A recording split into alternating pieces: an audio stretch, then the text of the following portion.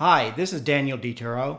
In this video, I'm going to share a simple slow cooker recipe for Mexican carnitas that you can use to make a variety of simple Mexican foods. This recipe makes about 12 servings and requires a 5 or 6 quart slow cooker.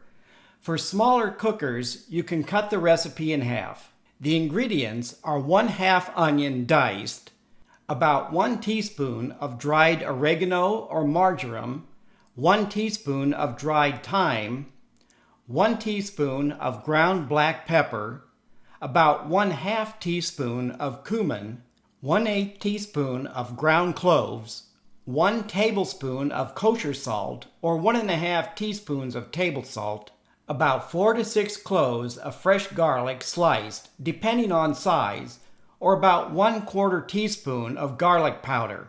You can adjust the amount to taste. About 4 pounds of pork shoulder or butt or country-style ribs, cut into 4 to 5-inch chunks, 2 fresh or dried whole bay leaves, 1/2 cup of orange juice, or you can substitute water or broth. Optional ingredients include 1 or 2 jalapeno peppers, sliced or chopped, about 6 ounces of fresh tomato chopped. When using cherry or grape tomatoes, you can leave them whole or cut them in half. I cut a small slit in these tomatoes, but that's optional.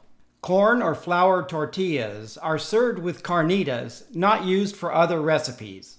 If desired, you can grind the dry herbs, salt, and pepper using a coffee grinder or mortar and pestle. Place the cut pork in your slow cooker and top with the bay leaves. Add the diced onion and sliced garlic, followed by the tomato and jalapeno peppers. I've omitted the peppers because I'm going to use the carnitas to make red chili burros. Add the spices to the orange juice, water, or broth and stir to combine.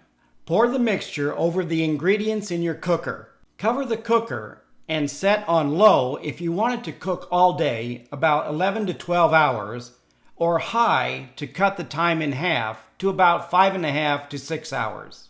Actual cooking time will vary depending on your slow cooker.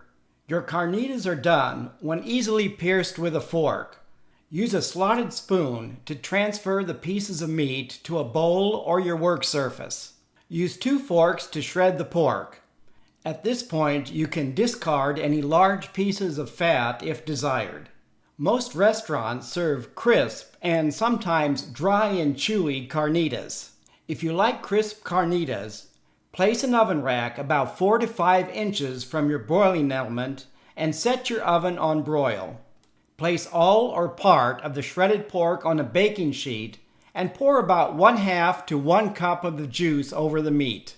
Broil about 10 to 15 minutes or until desired texture. Broiling changes the pork's color and texture.